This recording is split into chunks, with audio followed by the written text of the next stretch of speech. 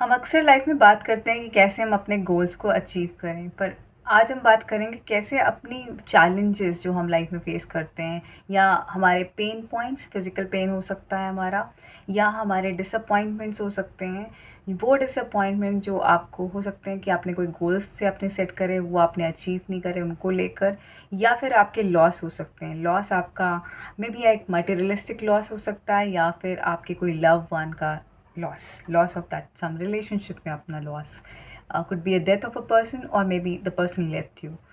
अगर हम इनको एड्रेस करना सीख जाएं और इनको इनसे बाहर कैसे निकले ताकि एंड ऑफ सफरिंग हो जाएगी हमारी, एंड ऑफ पेन हमारे सारे वहीं ख़त्म हो जाएंगे, तो उसके लिए क्या करना चाहिए, देन आज का वीडियो आपके लिए। बिकॉज आज इस वीडियो में मैं डिटेल में बात करूँगी the concepts which one need to understand in life, जो समझने ज़रूरी हैं इन सब के पार जाने के लिए और एंड ऑफ सफरिंग करने के लिए।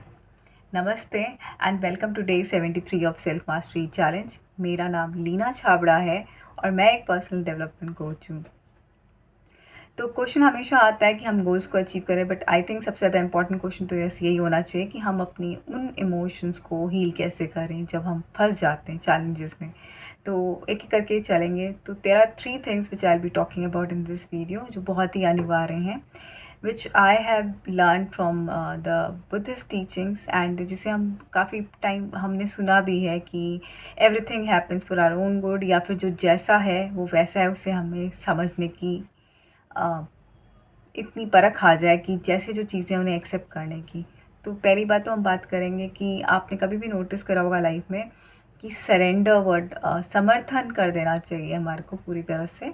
कभी ऐसी सिचुएशंस जब लाइफ में आती हैं उनसे लड़ना नहीं चाहिए, और समर्थन इंसान तभी करता है जब आप देखते हैं आप बहुत कुछ आपने ट्राई कर लिया पर आप कोई भी चीज़ वर्क नहीं करती है, तब आप जाके इंसान नॉर्मली समर्थन तभी करता है।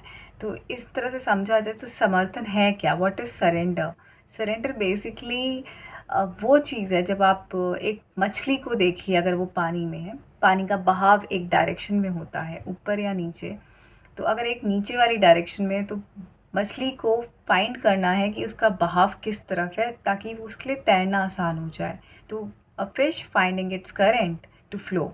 तो गोइंग विद द फ्लो, जो हमें अंग्रेज़ी किताबों में आपको बहुत ज़्यादा मिलेगा ये शब्द कि गो with the flow.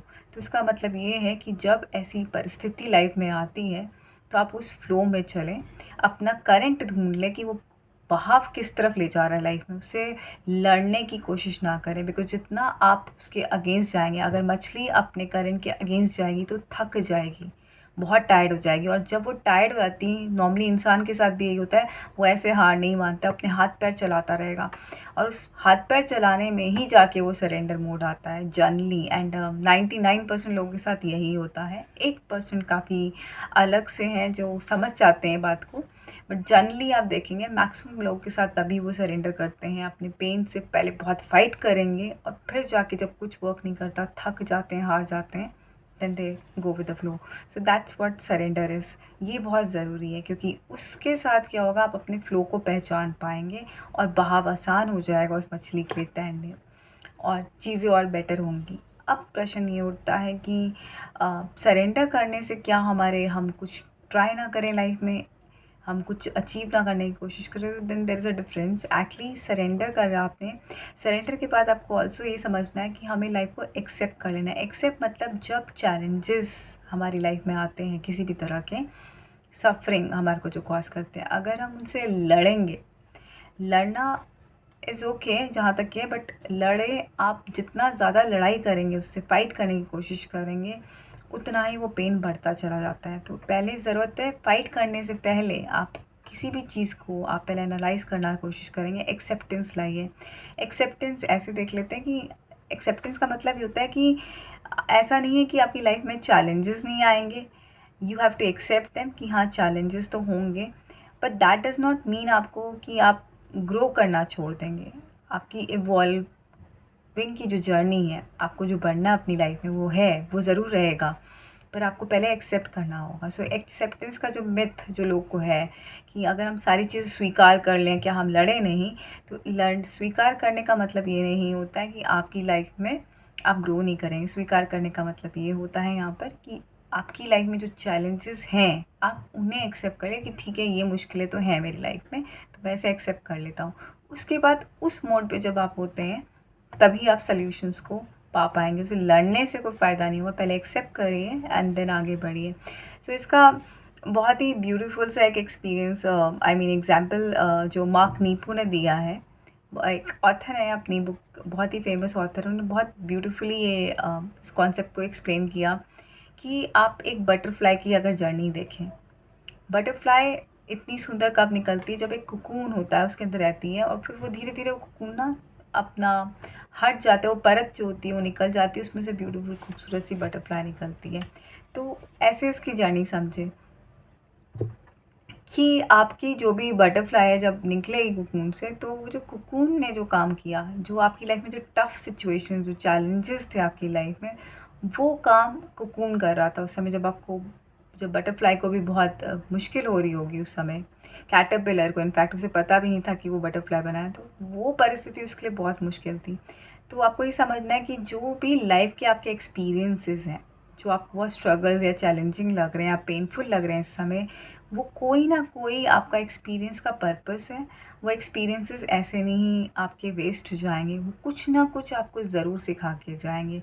So similarly butterfly की जर्नी से अगर कंपेयर करा जाए कैटरपिलर से बटरफ्लाई बनने की जर्नी में, तो जो कुकून है उसने अपना पर्पस जो था वो सर्व कर दिया। अब कुकून को ऐसे देखिए, ये कुकून हो सकता है वो रिश्ते आपके जो अब आपके साथ नहीं रहे, शायद वो आपकी लाइफ में ही नहीं रहे क्योंकि वो अब इस वर्ल्ड में ही नहीं रहे, या फिर उन कई लोगों ने आपको छोड़ दिया। तो कुकून का जो उनका जो फ़र्ज़ था या जो कुकून का कार्य था या उन रिश्तों का जो कार्य था आपकी लाइफ में, वो ये था कि आपको कुछ और बनाने के लिए, वो उनका काम उतनी ही देर का था।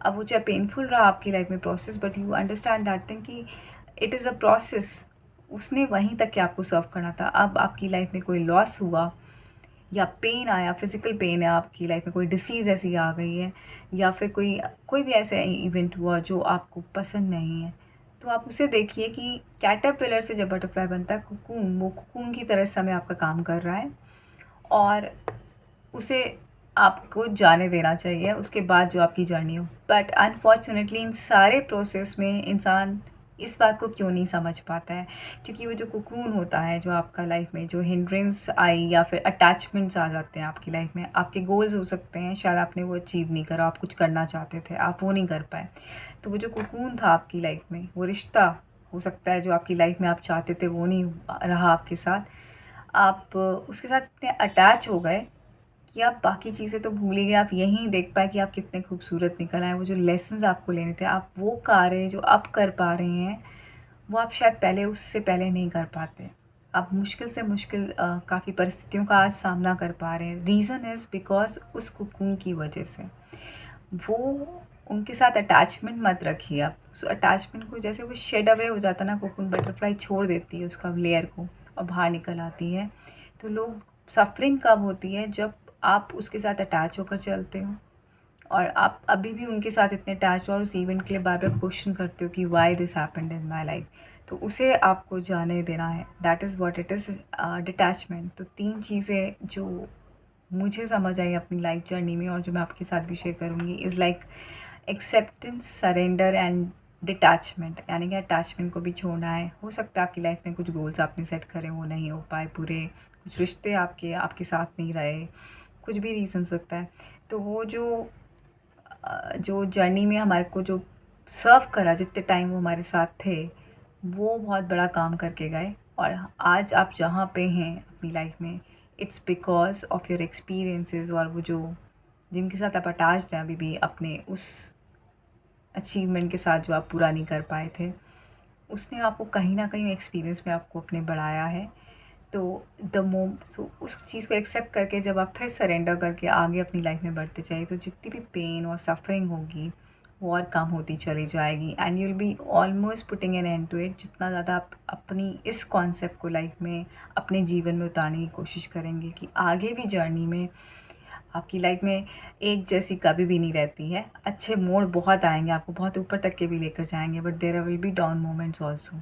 तो जितना आप इसे समझ पाएँ कि एक पर्पस था आपकी लाइफ में, आपने वो एंजॉय करा या आप उस पीक तक के पहुँचे, फिर डाउन मोमेंट आया, तो you have to understand surrender. आप शायद सफरिंग तब होगी जब आप स्ट्रीम, उस मछली की तरह स्ट्रीम के अगेंस्ट जाएंगे, फ्लो के साथ जाइए, बहाव के साथ अपनी स्ट्रीम को फाइंड आउट करिए, करंट किस डायरेक्शन में है, उस डायरेक्शन में चलना स्टार्ट करिए। एक्सेप्ट कर लीजिए कि लाइफ में चैलेंजेस तो होंगे, बट इसका मतलब ये नहीं कि आप अपनी लाइफ जर्नी में इवॉल्व नहीं करेंगे, ग्रो नहीं करेंगे, एंड अटैचमेंट्स नहीं रखिए। जो आएगा आपके लिए अब आगे, जो हो रहा है होने दीजिए।